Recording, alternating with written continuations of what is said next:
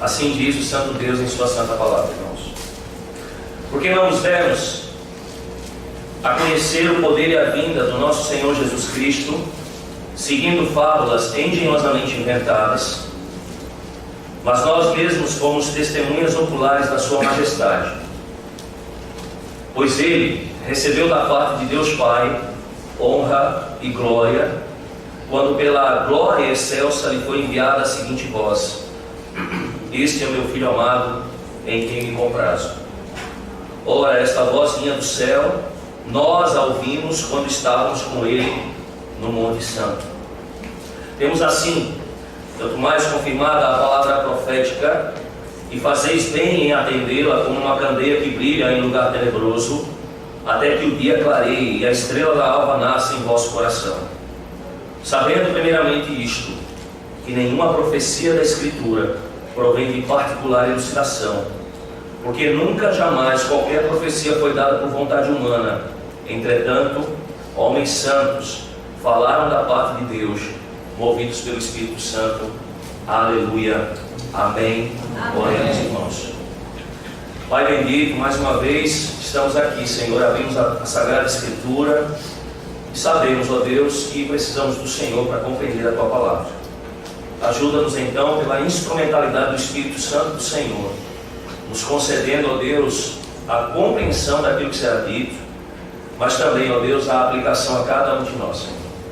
Ajuda-nos, ó Deus, a guardarmos essa palavra como um tesouro precioso e a vivê-la. Temos à disposição, o desejo de vivê-la todos os dias, como vimos aqui pela manhã, tendo o Senhor como nosso único Deus, pensando sempre na glória do Teu nome, em Cristo Jesus.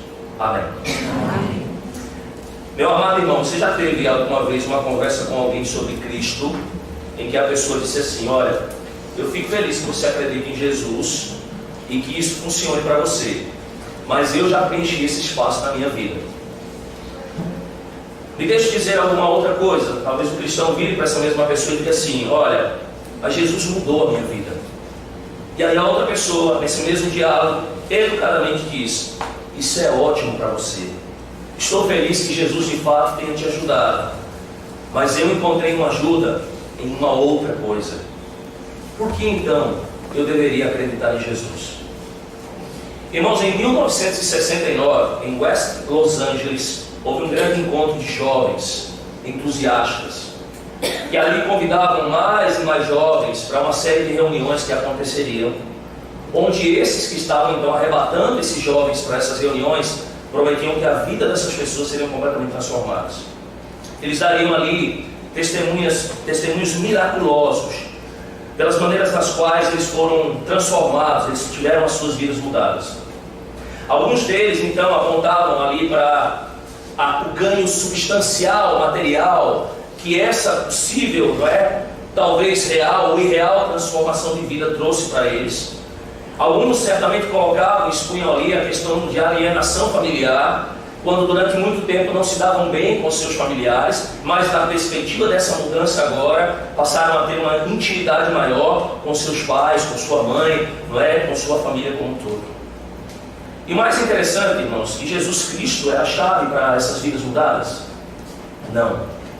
Em vez disso, todas essas testemunhas empolgadas em esse grande encontro que aconteceu ali, haviam começado a cantar um hino, um mantra budista, e começaram então a recitar testemunhos brilhantes, um após o outro, contando como as suas vidas tinham sido dramaticamente modificadas, não por Jesus Cristo, mas sim por esse canto budista.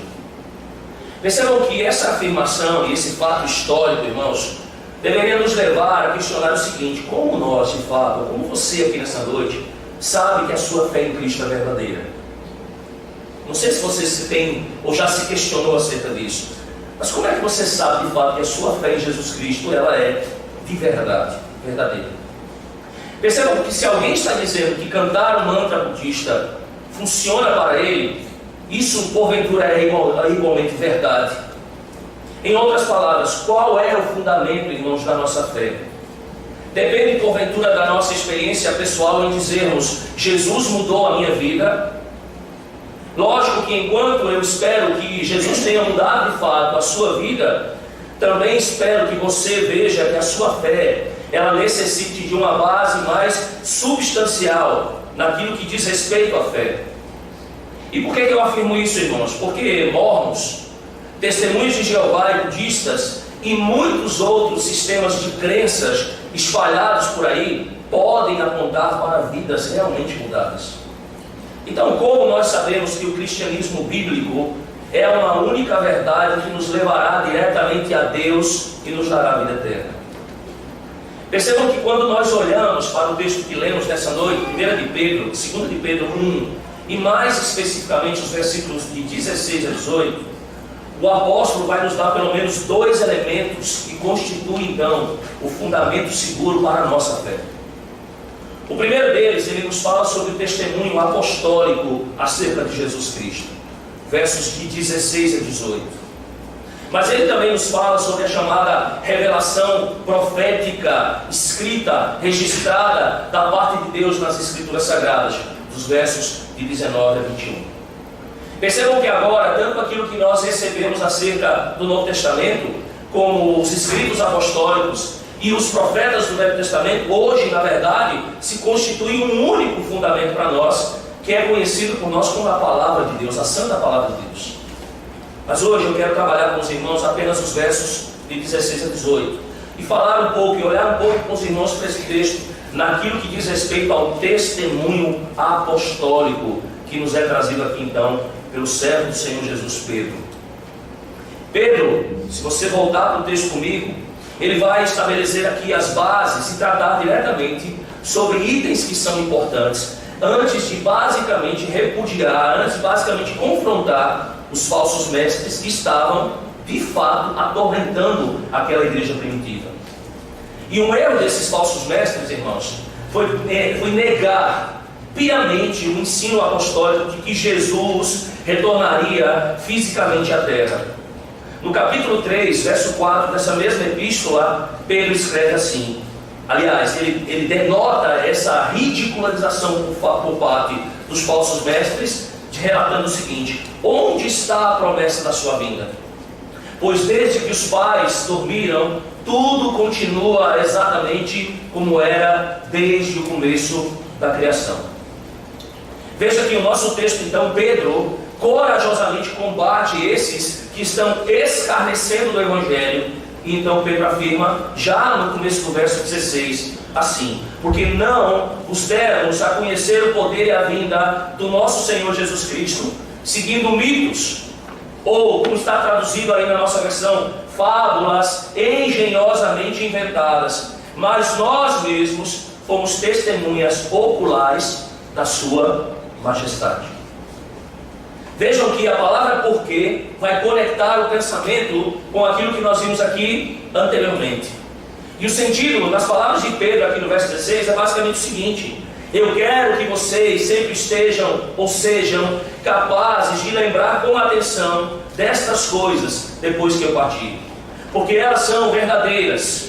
Nós não inventamos histórias inteligentes, fomos testemunhas oculares daquilo que estamos entregando a vocês. Portanto, o fundamento da nossa fé é um testemunho apostólico acerca do Senhor Jesus Cristo. E há pelo menos aqui nesses três versículos, 16, 17 e 18, quatro coisas importantes sobre esse testemunho apostólico. A primeira delas, no verso 16 ainda, nos diz o seguinte: os apóstolos negam, a gente vê isso de forma muito clara, explicitamente, que eles estão inventando histórias sobre Jesus Cristo. Veja que Pedro, ou será que ele está respondendo a acusações dos falsos mestres, em que ele, Pedro, estava seguindo fábulas engenhosamente inventadas, ou de que porventura ele está se referindo a esses falsos mestres como os inventores dessas fábulas, desses mitos, em contraste com o testemunho ocular dos apóstolos? Perceba que talvez haja aqui um pouco das duas coisas. Que os falsos mestres estavam de fato levantando uma acusação contra os apóstolos, dizendo que esses é que estavam inventando ou baseando aquilo que estavam testificando em mitos, ou de que de fato esses falsos mestres eram quem estavam criando esses mitos para a igreja. E Pedro então responde: não somos nós que estamos seguindo o quê? Essas fábulas, mas do contrário, vocês estão seguindo. Na verdade, vocês estão criando, vocês estão inventando esses mitos ou essas fábulas. Nós, os apóstolos, estamos simplesmente seguindo e proclamando o que vimos e aquilo que ouvimos. Nos versos 12 e 15, aqui algo importantíssimo para a gente. Você vai perceber que há sempre o uso de um pronome pessoal, o eu, singular, primeira pessoa singular. Mas quando ele começa a escrever e a relatar agora os acontecimentos a partir do verso 16 a 18, ele muda para o plural nós. Ele traz aqui um testemunho apostólico dos apóstolos, em particular de Pedro, Tiago e João, que estavam com Jesus, e a gente vai ver um pouquinho isso mais adiante, lá no Monte da Transfiguração, onde eles contemplaram a majestade e a glória de Cristo Jesus. No verso 18, há um nós, mais uma vez, enfatizado. E a razão é muito interessante, irmãos. Os pronomes plurais utilizados por Pedro aqui deixam claro que essa não era uma visão subjetiva e particular de Pedro. Não era algo que porventura ele estava simplesmente falando de si mesmo, ou que ele, ou somente ele, havia experimentado. Muito pelo contrário, ele está dizendo que essa experiência foi uma experiência no Monte da Transfiguração real, tanto para ele, quanto foi para João, e também foi para o servo do Senhor Jesus Cristo, Tiago. Há de entendermos também, irmãos, que naquela época, como em todas as épocas, havia o quê? Charlatões religiosos, homens que acabavam tendo uma boa vida por alegar alguma nova revelação que ajudaria porventura os seus seguidores a conseguir as coisas que eles almejavam. Além disso, esses falsos mestres, esses servos do diabo, irmãos, invariavelmente eles cobravam uma taxa substancial pelos seus serviços. Pedro fala sobre isso no capítulo 2, verso 15. Muitas vezes também, em algumas outras situações, eles usavam os seus seguidores para gratificação sexual, ainda no capítulo 2. Outras vezes eles atraíam as pessoas prometendo algo, como a liberdade dos seus problemas. É interessante, irmãos, que se nós olhamos para algumas ditas igrejas emergentes e algumas outras denominações mais consolidadas, que se auto-atestam a designação de igreja, é exatamente isso que nós percebemos em nosso contexto pós-moderno. Nós temos e convivemos com pessoas exatamente iguais a essa. Mas precisamos entender que tanto na época lá, quando nos é relatado no texto da Escritura, quanto nos dias de hoje, o ensino desses homens é um ensino falso. E portanto, irmãos, as suas promessas nunca se cumprem verdadeiramente. Há de percebermos também no texto que lemos que a palavra traduzida aqui por fábulas, ou em algumas versões contos, nós obtemos da palavra mitos. E essa palavra era uma palavra frequentemente usada no mundo grego, na cultura grega, para se referir a histórias que eram criadas sobre os seus deuses, sobre os seus panteão de deuses. Essas histórias, elas não eram literalmente verdadeiras, mas elas transmitiam sim uma determinada mensagem que poderia conter algumas instruções para a utilidade do povo. Talvez fossem fábulas com uma lição moral, mas de forma alguma esses mitos ou fábulas se constituíam como verdade. Nós percebemos que quando olhamos então para os apóstolos, vamos falar de Paulo usa essa palavra mitos negativamente para se referir a outros falsos mestres que assolavam também a igreja naquele contexto. Por exemplo, em 1 Timóteo, no capítulo 1, versos 3 e 4, ele diz ao seu conservo para instruir certos homens a não ensinar doutrinas estranhas, nem prestar atenção a mitos e a genealogias sem fim, que dão origem à mera especulação, em vez de promover a administração de Deus, que é a fé. Ele ainda avisa Timóteo no capítulo 4, verso 7, rejeita as fábulas profanas e de velhas caducas, exercita-te pessoalmente na piedade.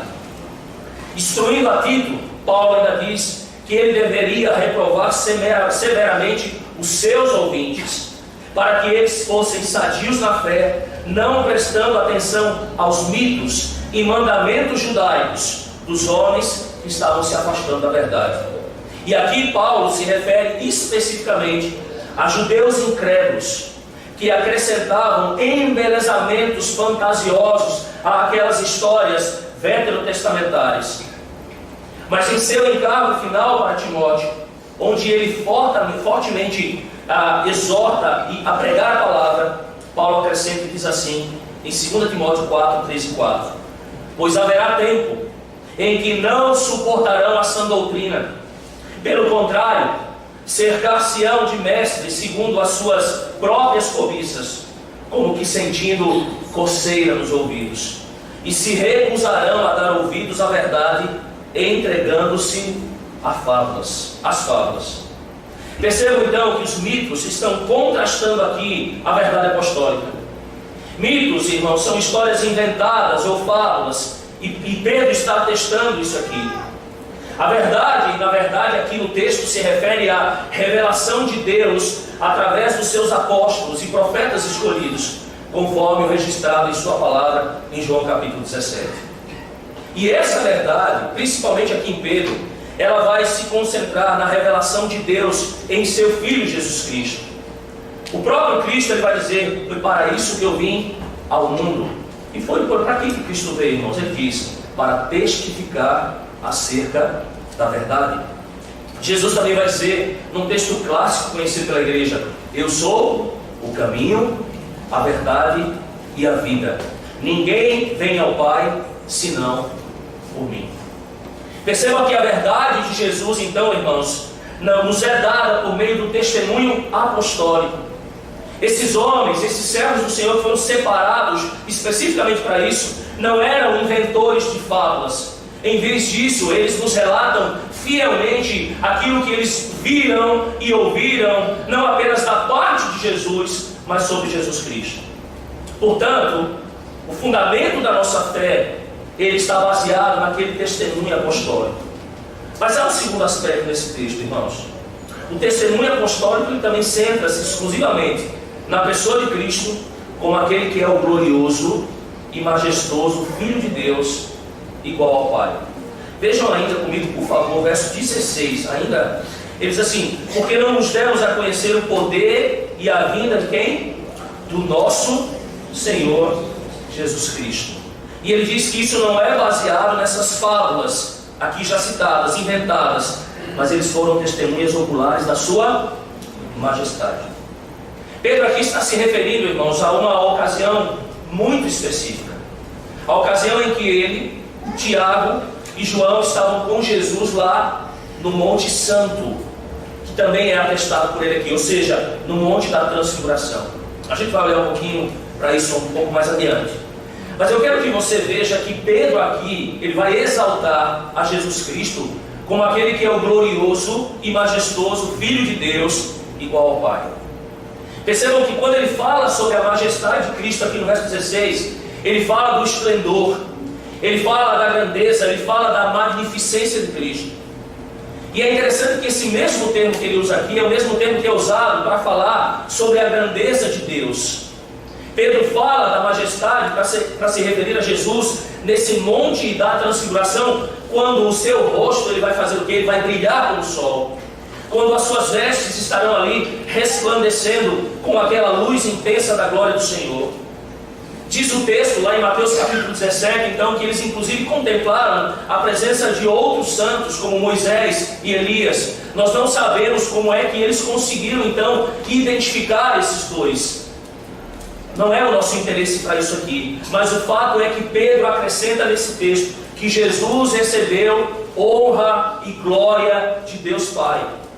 E ele vai identificar o próprio Deus aqui nesse texto como a glória excelsa, a glória que também vai fazer uma afirmação cabal, verdadeira e importantíssima acerca de Cristo, quando o próprio Pai diz: este é o meu Filho amado, em quem me comprazo. Perceba, ele diz que vem então e ele contempla Cristo glorioso, e isso manifestado através do brilho do seu rosto e das roupas de Jesus. Perceba que ele diz que a Cristo foi dado o quê? Honra. E essa honra ali é manifestada por meio das palavras de aprovação do próprio Pai em relação ao seu Filho. Mas vejam que há um detalhe com o qual a gente não pode deixar de lado, nós não podemos esquecer. Essa experiência de fato foi uma experiência grandiosa, irmãos. Mas há algo que antecedia essa experiência lá no Monte da Transfiguração. Jesus havia predito a sua morte um pouquinho antes, lá em Mateus 16, versos 21 a 23, ele havia predito a sua morte na cruz. E vocês lembram o que acontece ali? Pedro vai fazer o quê? Certamente apegado a Cristo, desejando estar com Cristo o tempo todo, ele vai repreender Jesus acerca desse pensamento de Cristo. E consequentemente então Pedro vai fazer o que? Jesus vai fazer o que? Ele vai repreender Pedro, utilizando aquelas palavras duras e dizendo assim: arreda Satanás.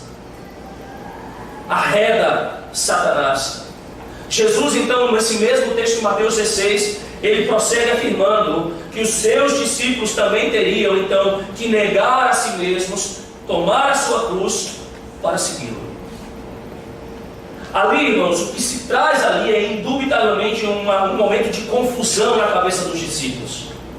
Perceba aqui, se Jesus é o Messias, por que ele então faz uma afirmação da sua morte na cruz? Percebam que se Jesus de fato é aquele que reina e deve reinar em poder e glória no trono de Davi, por que ele faz a afirmação então nesse contexto? Jesus vai dizer, 16:28 de Mateus: em verdade vos digo que há alguns dos que aqui estão que não provarão a morte até que vejam o Filho do Homem vindo em seu reino. A transfiguração, ela vai seguir imediatamente a esse instante de confusão na cabeça dos discípulos. Nós temos o Messias, nós temos o rei, mas ele diz que ele vai ser crucificado, que ele vai morrer. Embora Jesus falasse por várias vezes sobre a sua ressurreição, eles ainda não haviam compreendido isso. E logo em seguida a esse momento há o momento da transfiguração, onde 3 dos apóstolos viram Jesus na glória que ele terá no seu futuro reinado. Portanto, quando o Pai vai dizer aqui, e é relatado por Pedro em 2 Pedro, este é o meu filho amado em quem me comprazo, o próprio Deus está identificando Jesus como o Messias de Israel. Esse texto, por exemplo, deve nos levar a pensar, ao retornar ao Velho Testamento, lá para o Salmo Messiânico 2. O que é que nos diz a palavra ali no verso 6 do Salmo 2?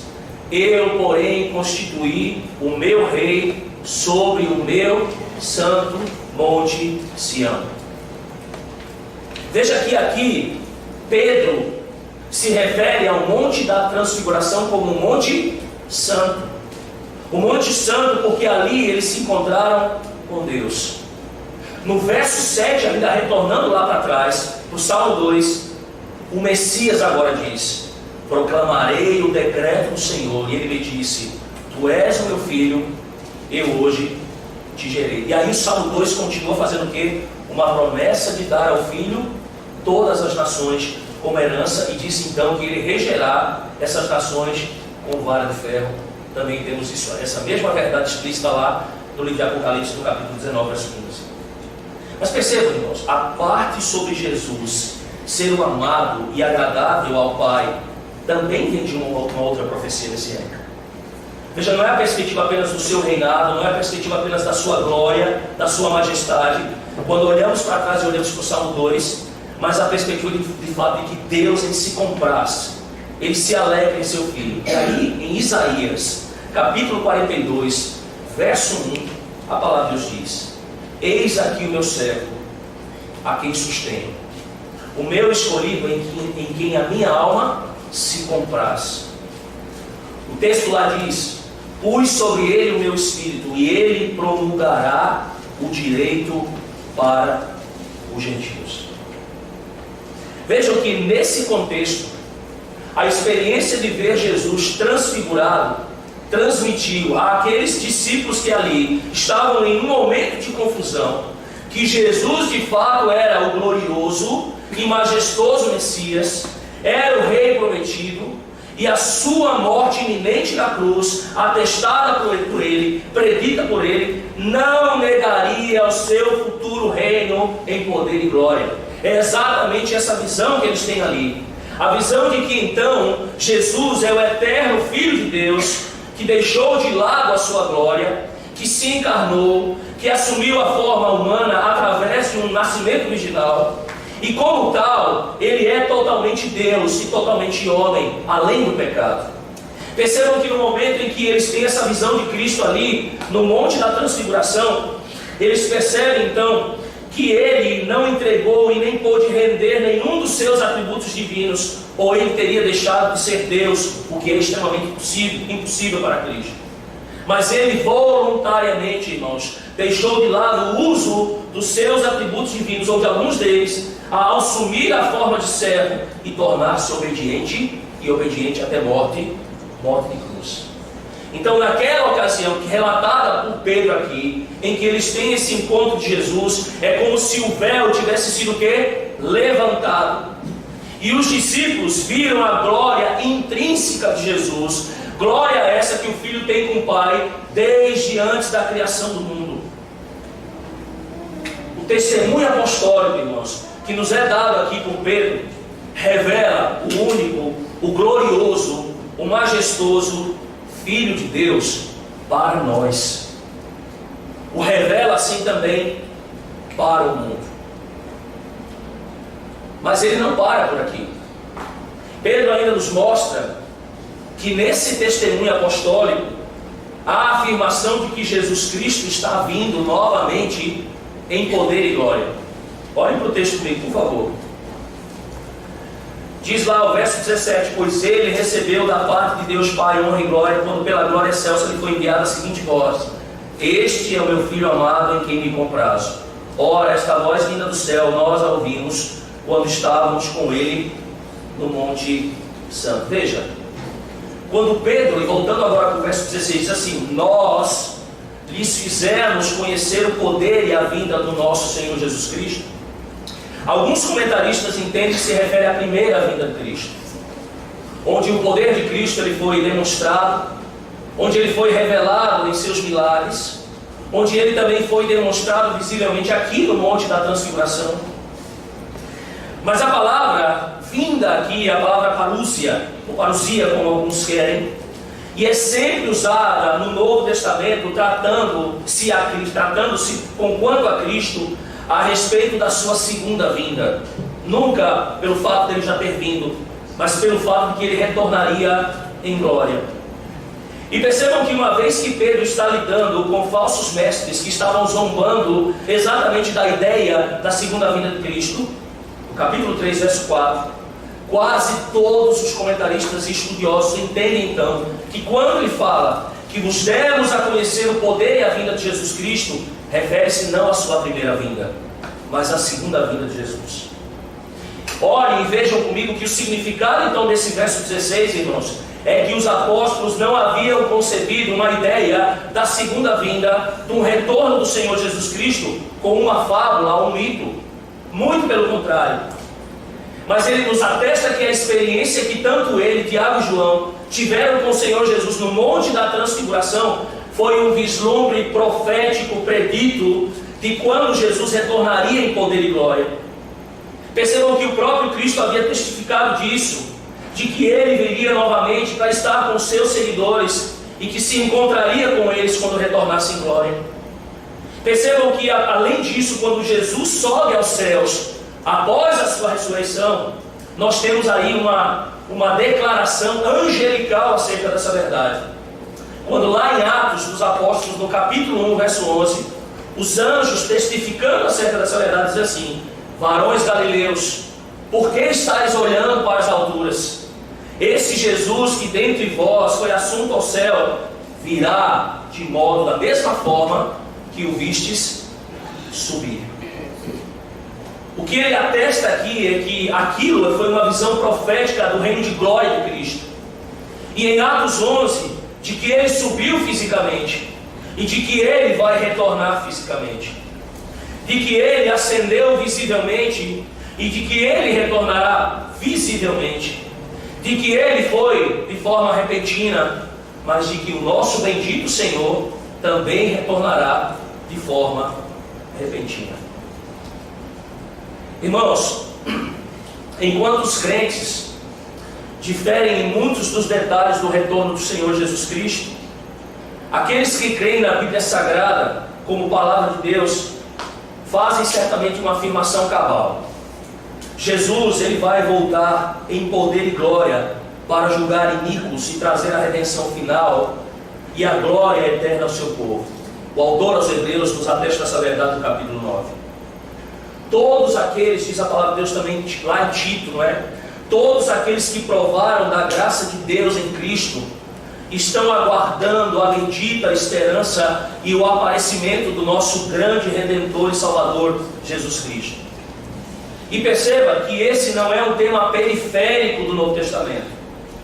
Essa é uma verdade, é um pilar, é uma verdade que sustenta de fato o nosso cristianismo. Porque se alguém, como aqueles hereges, como aqueles falsos mestres, afirmar que de fato Cristo não virá, não retornará em sua segunda vinda, o Evangelho simplesmente ele se desfaz, ele se perde. É como se nós estivéssemos de fato negando literalmente o Evangelho ou a revelação bíblica acerca disso. Como seu povo redimido, somos a sua igreja e devemos estar então vivendo diariamente na esperança da vinda de Cristo. Uma das coisas que são pertinentes à nossa vida, irmãos, é ansiarmos pelo dia em que Ele de fato retornará, no dia em que de fato Jesus Cristo aparecerá novamente. Essa certamente é uma das esperanças que nós temos. Mas percebam que, atestando essa verdade, os apóstolos estão negando também que eles são inventores de histórias, que eles estão baseando essas verdades oculares que eles experimentaram visivelmente ao ouviram da parte de Jesus, como se porventura isso viesse baseado em histórias que não têm fundamento. Não, eles foram testemunhas do Senhor Jesus Cristo, especialmente o serão também, e certamente a igreja na sua segunda vinda. Vejam que o testemunho apostólico centra então exclusivamente na pessoa e na obra de Cristo Jesus. Ele não se fundamenta em qualquer uma outra coisa. É na glória, é na majestade de Cristo, em ser Cristo de fato, o Filho de Deus, igual ao Pai. Percebam que os discípulos aqui estão proclamando, os apóstolos, claramente que Jesus retornará em poder e glória final diante da sua igreja. E isso nos mostra então, e tem base no fato de que eles foram testemunhas oculares desse Cristo Jesus naquele monte. Veja, e perceba, irmãos, que eles foram testemunhas oculares de Cristo desde o seu batismo até a sua ascensão. O apóstolo João, por exemplo, ele coloca isso de uma maneira muito clara no capítulo 1, verso 14 do seu Evangelho, quando diz assim: e o Verbo se fez carne, e ele diz, e habitou entre nós, cheio de graça e de verdade, e vimos a sua glória, glória como a do unigênito do Pai. Há uma questão que eu queria levantar para os irmãos aqui nessa noite, e essa pergunta é extremamente importante também. Irmãos, por que Pedro aqui, ele traz a transfiguração como o principal exemplo de ver a majestade de Jesus, ao invés, porventura, de basear isso na ressurreição ou na ascensão de Cristo? Vejam que, por um lado, a transfiguração foi uma única vez em que Pedro teve o vislumbre da glória de Cristo. Por exemplo, Estevão, quando estava sendo assassinado, ele viu a glória do Senhor Jesus quando Cristo estava à destra de quem? Do Pai. Paulo contemplou a glória do Senhor Jesus, pelo menos 2 vezes. A primeira delas no caminho de Damasco, quando estava perseguindo a igreja, e aí o Senhor se apresentou a ele. Ele não apenas viu aquela gloriosa luz, a resplandecência da glória de Cristo, mas ele ouviu também o Senhor Jesus falar com ele. Uma segunda vez, quando Paulo também ele foi levado ao céu, né? Onde ele ouviu coisas que um homem não teria permissão nem sequer para falar, para pronunciar. João, mais tarde, viu a glória do Senhor Jesus Cristo na ilha de Patmos. Mas essa foi a única experiência que Pedro teve de vislumbrar a glória de Cristo. De fato, ele nunca poderia esquecer. Mas ele não pautou a base para aquilo que ele atesta aqui em 2 Pedro, basicamente sobre o fato de que ele foi uma testemunha. Mas a principal questão aqui é para se referir à transfiguração, que é garantida, não é, como uma base histórica, e que garante como sendo uma base histórica também a vinda de Jesus Cristo, novamente em poder e glória, que os falsos mestres estavam ridicularizando. Perceba que o que Pedro nos diz, irmãos, é que houve uma demonstração breve, mas profética, de como será quando Jesus Cristo voltar em seu reino de majestade. Percebam que Pedro nos diz então que a transfiguração ela foi um evento que? Histórico.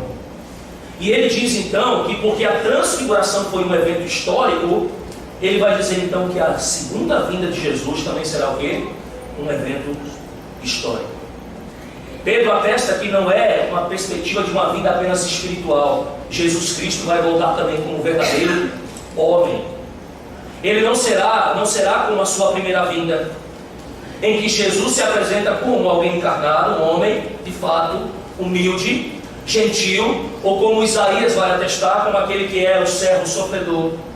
Mas a segunda vinda, Pedro nos ensina que será como aquele que é o guerreiro conquistador, aquele que governará as nações com cetro de ferro, julgando todos os seus inimigos.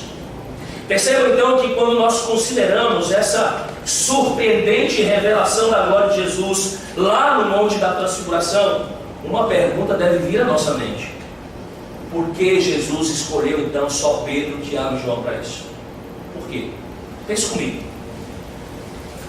Se nós, em nosso tempo, tivéssemos um futuro líder político e ele precisasse ser conhecido, as suas façanhas precisassem ser conhecidas, certamente, irmãos, os assessores de imprensa fariam o quê? Reuniriam uma grande quantidade de pessoas, o máximo possível, colocariam esse líder diante de uma câmera para que ele fosse conhecido em todos os lugares. Mas é interessante que Jesus escolheu apenas o quê? 3 em meio a 12 apóstolos para revelar a sua verdadeira identidade, ou seja, a sua glória, a sua majestade, levá-los ao Monte da Transfiguração. 3 apenas dos discípulos, apenas 3 deles. Por quê, irmãos?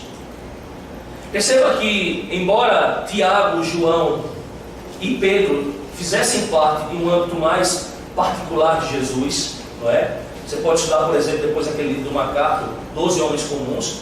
A gente vai ver que Jesus traz 12 homens para perto dele, mas nós vamos ver que em meio a 12 apóstolos mais próximos de Jesus, ele ainda tinha um grupo menor que andava sempre mais próximo dele. E ainda assim, então, mesmo desse grupo de 12, a escolha de 3 que andavam mais próximos de Jesus, Jesus está limitando então a revelação a esses 3, embora fizessem parte então desse círculo de proximidade. O que então, irmãos, essa escolha de apenas 3 dos apóstolos nos revela nesse texto? Primeiro, a abundante graça de Jesus para pecadores. Isso é certamente uma verdade. Porque, como eu disse em Mateus 16, antes do momento da transfiguração, o Senhor Jesus está repreendendo Pedro. Ele está dizendo: arreda Satanás. Mais adiante, em sua morte, em sua crucificação, Jesus sabia, porventura, que Pedro iria negá-lo pelo menos o quê? 3 vezes. Jesus conhecia o caráter de João e Tiago, eram apóstolos, mas eram homens que inclusive colocaram a sua própria mãe numa determinada história, querendo o quê? Almejar os melhores lugares diante do Senhor. Queriam estar no primeiro lugar entre os 12. Mas Pedro está nos dizendo aqui que o Senhor escolheu 3. Talvez, irmãos, para nos ensinar que se nós conhecemos a Jesus, que se nós somos sabedores da majestade e da glória de Cristo, não é por causa da nossa dignidade, e também não foi por causa da dignidade de Pedro, de João e de Tiago, mas exclusivamente pela graça do Senhor Jesus Cristo. Além disso, talvez os outros discípulos, não é, pensassem talvez ali: mas por que Jesus escolheu apenas estes 3? Talvez eles devessem deixar aqui especulando o seu orgulho de lado, que talvez até os fizesse dizer exatamente isso. Olha, por que foi dado somente a Pedro, Tiago e a João uma revelação tão especial como essa? Eles de fato não são melhores do que os demais, e a verdade é que eles de fato não eram, mas Deus ainda escolheu revelar a sua vontade, revelar a sua glória, a glória de Cristo para eles. E o mais interessante disso, irmãos, é que os outros apóstolos, os outros discípulos, teriam que aceitar o testemunho de Pedro, Tiago e João. Eu pergunto: nós também não? fazer uma pergunta para você. Nós estamos diante de um fato histórico, de um relato histórico, de um combate veemente ao erro que penetra no meio da igreja. Estamos naquele contexto em que Pedro está combatendo os falsos mestres. E ele combate, é interessante isso, quando a gente vai ler, por exemplo, o de Atos, que é um livro histórico do Novo Testamento, né? A nossa fé é pautada em quê? Em historicidade também, em fatos. Então Pedro está combatendo esses homens, e Pedro está nos relatando que o combate a eles se baseia o quê? Em um fato histórico, em uma revelação histórica, verídica, verdadeira, que aconteceu, do qual tanto ele quanto mais outros 2 apóstolos foram testemunhas oculares. Eu pergunto, irmãos, diante desse testemunho que foi manifestado à igreja, sobre qual a igreja neotestamentária, a igreja ali apostólica, teria que acreditar, eu pergunto, você tem aceito esse testemunho da parte do Senhor? Porque Pedro nos pede exatamente isso também nessa noite, irmãos. Nós aceitamos o testemunho histórico da glória e da majestade de Cristo como aquele que é o fundamento da nossa fé? Ou a nossa fé está pautada apenas em elementos abstratos? Deixa eu explicar melhor o que eu estou falando. Alguns pensam que a fé significa fechar os olhos a todas as evidências, todas elas, e pular cegamente na escuridão, esperando de alguma forma que tudo saia bem. Isso não é fé, irmãos, isso é estupidez. A fé é tão boa quanto o objeto da fé. Deixa eu exemplificar melhor para vocês. Ter fé em um avião que tem as suas asas amarradas e sustentadas com arame e com um motor que quase não funciona, seria o quê? Idiotice. Ter fé em um avião que mostra todas as evidências de ser confiável, isso está correto. Você tem evidências. Perceba que nesse texto, esses breves versículos, nós temos o testemunho de um homem que passou mais de 3 anos com Jesus Cristo. Durante a maior parte desses anos, desses 3 anos, ele contemplou o quê? Que Cristo de fato era verdadeiramente homem. Ele contemplou a humanidade de Cristo. Ele viu, por exemplo, Jesus ter fome. Ele contemplou Jesus cansado. Ele foi testemunha da rejeição e da crucificação de Jesus por pecadores como nós. Mas ele também viu Jesus alimentar uma multidão de 5.000 pessoas. Ele viu Jesus andar por sobre a água. Ele viu Jesus curar doentes e ressuscitar os mortos. Ele viu Jesus em sua glória no monte da transfiguração. Ele viu Jesus ressuscitado dentre os mortos. Que ele viu e foi testemunha ocular de que Jesus subiu aos céus com uma promessa angelical de que ele voltaria em poder e glória. Este é Pedro. Vocês lembram que na nossa introdução eu perguntei como você sabe que a sua fé em Cristo é verdadeira? Pois é, irmãos, pela base sobre a qual resiste a nossa fé. Não em coisas abstratas, não pulando no escuro, não sendo imbecis, não tendo atitudes idiotas, mas a nossa fé, e nós podemos avaliar a nossa fé por causa do testemunho que recebemos acerca de Cristo Jesus. Eu sei que a minha fé é verdadeira quando ela está pautada sobre a verdade, sobre fatos, sobre evidências. Por mais que o mundo queira renegar isso, queira negar, mas nós temos o testemunho diante de nós. Nós temos a fé, nós cremos, nós temos o Espírito Santo que testifica acerca da verdade do Senhor. E assim podemos de fato dizer, a minha fé em Cristo, ela é genuína, porque ela é pautada na verdade. E a verdade é o testemunho de Cristo, mas é também o testemunho apostólico de Jesus Cristo. Esse é o fundamento da nossa fé, irmãos.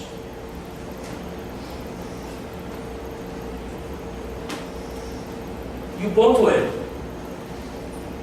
você aceita esse testemunho? Você tem aceito esse testemunho apostólico acerca de Jesus Cristo? Não apenas se você tem aceito, mas você, uma vez aceitando, você tem se curvado ante a majestade e confia em Cristo como o seu Salvador e Senhor? Porque por aquilo que foi revelado a Pedro no Monte da Transfiguração, irmãos, Jesus Cristo é o Messias da parte de Deus.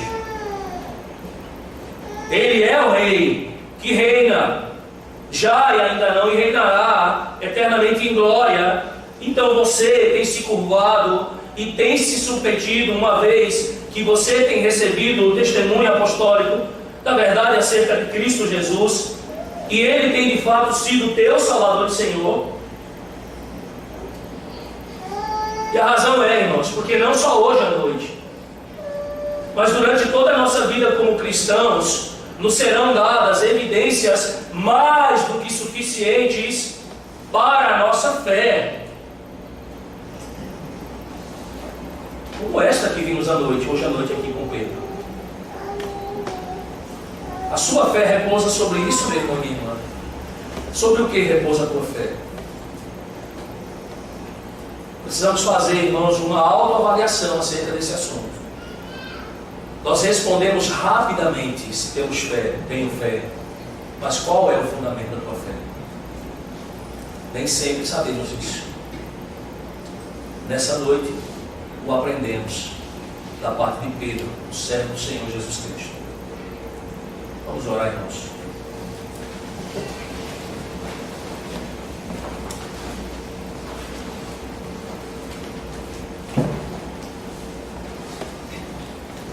Senhor, nada mais natural que pedimos a Ti que nos fortaleças na fé. Nos dê, ó Deus, uma fé robusta no Senhor. Que entendamos que a fé é um dom. Sim, é graça. O Senhor só dá a quem quer. E bendito seja o Senhor por isso. Mas o Senhor a dá e ela se sustenta, ó Deus, sobre a Tua verdade. É sobre a Tua palavra. E na Tua palavra nós temos elementos que nos são concedidos para que essa fé se mantenha sempre, ó Deus, ativa, crescente, fortalecida. Pela fé, ó Deus, uma vez sendo desenvolvida mais e mais em nós, não pairem dúvidas acerca daquele que é de fato o objeto da nossa fé, Jesus Cristo, nosso Senhor.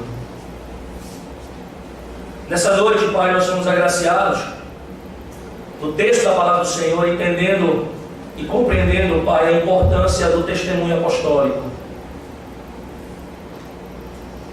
São fatos verídicos,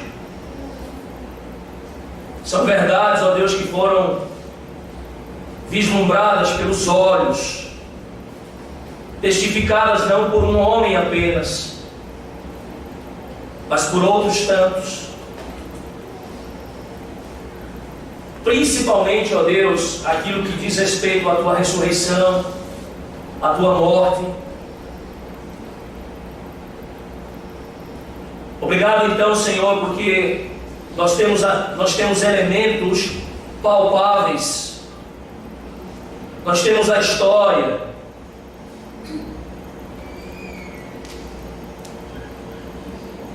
Mas nós também temos um mundo, ó Deus, que confronta essas verdades, que escolhe não se curvar diante desses testemunhos, que os nega, chamando esses testemunhos, ó Deus, de mentira, de mitos, de coisas criadas, como foi também no caso da própria ressurreição de Jesus. Mas nós somos a Tua igreja, somos o Teu povo. Nós conhecemos, ó Deus, a verdade. Ela é testificada ao nosso coração. Nós não somos aqui, ó Deus, convencidos por nós mesmos, mas pela obra do Espírito Santo do Senhor. E nós aqui, crentes, cremos de fato. Cremos que Pedro, Tiago e João foram testemunhas oculares da glória e da majestade de Cristo. Nós aqui cremos que Jesus de fato é o Messias. Ele é o Filho enviado pelo Pai, no qual o Pai se alegra, se compraz. Ele é o Filho que foi enviado e que penetrou o âmbito da história da humanidade, como um homem também, sem pecado,